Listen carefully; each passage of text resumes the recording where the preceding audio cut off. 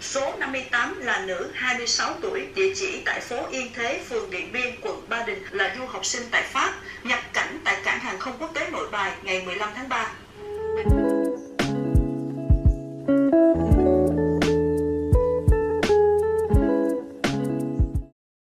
Suốt 2 ngày nay, từ lúc mà Pháp công bố tình trạng khẩn cấp toàn quốc liên quan tới dịch Covid-19 thì có rất là nhiều người ở trong gia đình và bạn bè của Nga nhắn tin hỏi Nga tại sao không về nước đi, về nước ngay lập tức đi.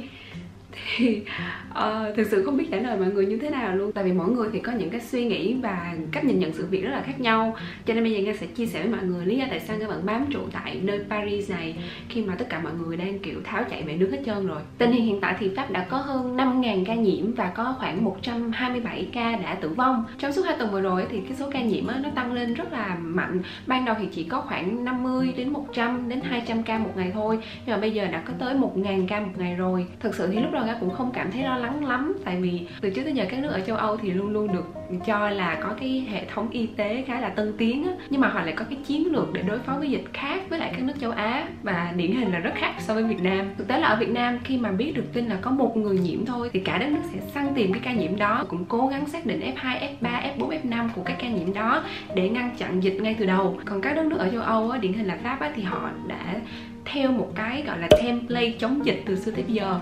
Thì cái template đó được chia làm 4 phần, từ stage 1 tới stage 4. Stage 1 là khi mà dịch chưa đến được cái đất nước của họ.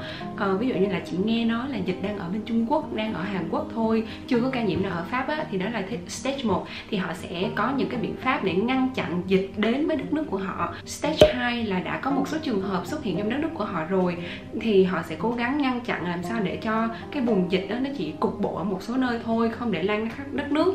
Stage 3 có nghĩa là dịch nó đã lan ra toàn nước và nó sẽ lúc mà dịch được cảnh báo với mức độ đỏ. Stage 4 là khi mà dịch đã được control và cái số ca nhiễm không tăng mạnh như lúc trước nữa. Nói chung là có rất nhiều người không đồng ý với lại cái chiến lược này, nhất là những người châu Á sống ở Pháp. Tuy nhiên theo suy nghĩ của Nga thì Nga không cảm thấy ai đúng hay sai cả. Nga nghĩ là mỗi đất nước thì sẽ có một cái chiến lược chống dịch khác nhau, dựa vào nguồn lực, dựa vào văn hóa, về chính trị, về nhân quyền, vân vân, rất là nhiều yếu tố. Cho nên mình sẽ không thể nào đánh đồng được là nước A làm tệ hơn nước B, nước A lẽ ra phải làm như nước B được. Tuy nhiên trong thâm tâm Nga thì vẫn có một phần suy nghĩ là những nước châu Âu có phần hơi bị chủ quan trong những bước đầu phòng chống dịch. Nhưng mà thực tế thì Nga cũng không phải là chuyên gia gì cả để có thể nhận xét, đánh giá được cái chiến lược của họ. Bởi vậy Nga đã cố gắng tìm cách để bảo vệ bản thân, phòng trường hợp khi mà dịch nó đã lan tràn khắp tất cả mọi nơi như thời điểm hiện tại. Từ 2 tuần trước Nga đã bắt đầu mua thêm nước rửa tay, nhờ bạn bè mang khẩu trang từ Việt Nam sang. Nga tới rất là nhiều đồ khô, ví dụ như phở bún miến và những cái vật dụng có thể sử dụng lâu, ví dụ như là đồ đóng hộp, xúc xích, bánh tráng, mì gói, vân vân. Mãi cho tới tuần trước khi mà các ca bệnh đã lên tới con số 3.000 rồi, nhưng mà chính phủ vẫn nhất định là đất nước của chúng ta chỉ đang ở trong giai đoạn 2 của dịch thôi, vẫn chưa đến giai đoạn báo động đỏ là giai đoạn 3.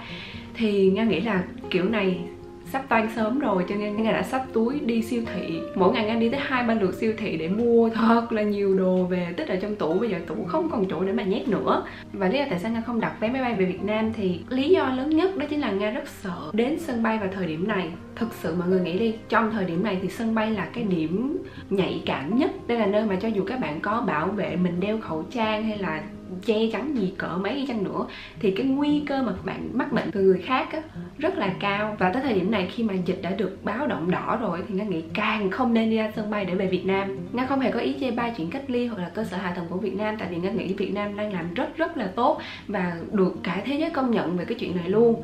Nên Nga sẽ không bàn tới chuyện đó. 2 ngày nay khi mà lên hội sinh viên Việt Nam tại Pháp ấy, Nga thấy các bạn post rất là nhiều hình, những cái hình ở sân bay Charles de Gaulle và những cái hình ở sân bay Tân Sơn Nhất và sân bay Nội Bài. Thì thực sự Nga cảm thấy nổi hết da gà luôn, tại vì mọi người đứng xếp hàng san sát nhau vậy nè để khai báo y tế và được sắp xếp đến nơi cách ly. Thực sự Nga cảm thấy nơi đông người như vậy là một cái nguy cơ rất là lớn để mắc bệnh đó mọi người. Nga nghĩ là nếu như có ý định về Việt Nam thì Nga nên đi về Việt Nam từ 2 tuần trước cơ, chứ không phải là thời điểm này. Mặc dù ở lại tại Pháp thì cũng không phải là một biện pháp an toàn. Tuy nhiên ở thời điểm hiện tại thì Nga nghĩ là hạn chế đi lại và tập trung ở nơi đông người là phương pháp để phòng dịch an toàn nhất rồi. Và Nga cũng vừa mới nghe được một cái tin của VTV1 á, thì Nga nhận ra một điều là hầu hết các ca nghi nhiễm đều xuất phát từ các chuyến bay cả. Nga nghĩ là có rất là nhiều bạn sinh viên đồng quan điểm với Nga, nhưng mà kiểu ba mẹ, gia đình, anh chị em họ hàng á, rất là mong mọi người về để được, cho dù cách ly chăng nữa thì vẫn cách ly ở quê nhà, cho dù có bị bệnh đi chăng nữa vẫn vẫn được chữa bệnh miễn phí ở quê nhà ấy.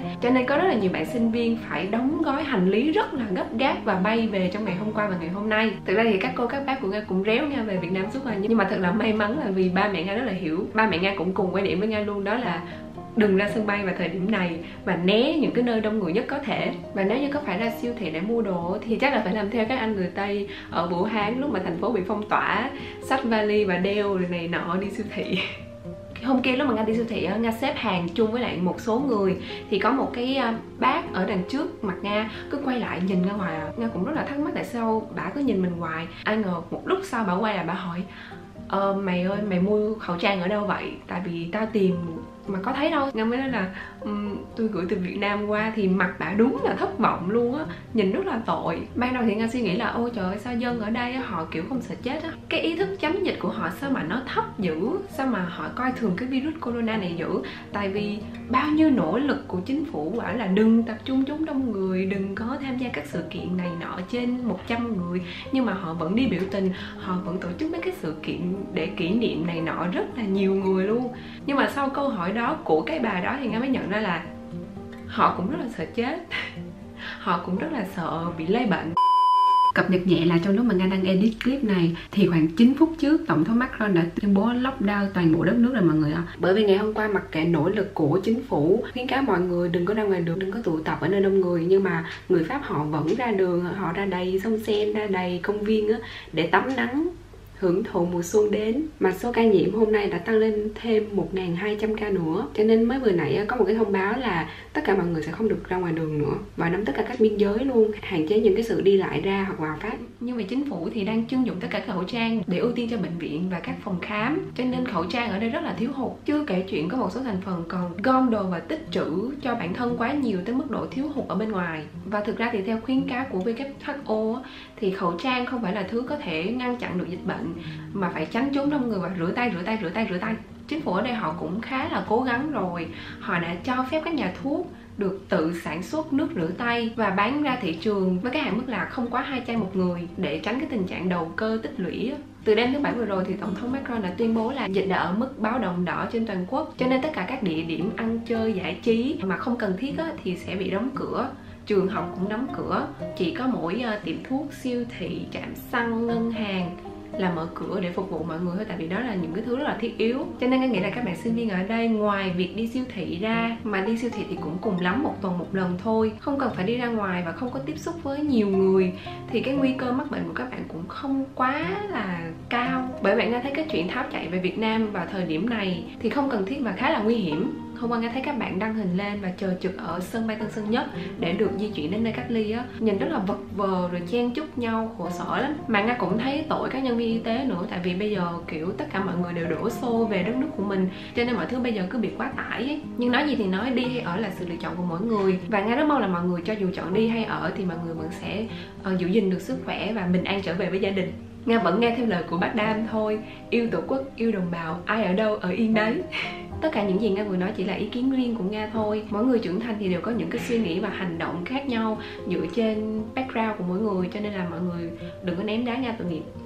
Nga nghĩ là video này nên kết thúc tại đây thôi. Cảm ơn mọi người đã theo dõi video này và chúc mọi người và gia đình có thật là nhiều sức khỏe để có thể vượt qua được cơn đại dịch này nhé. Bye bye. Tìm cách để bảo vệ bản thân. Tuy nhiên trong thâm tâm Nga thì vẫn có một phần nhưng rõ ràng thì Nga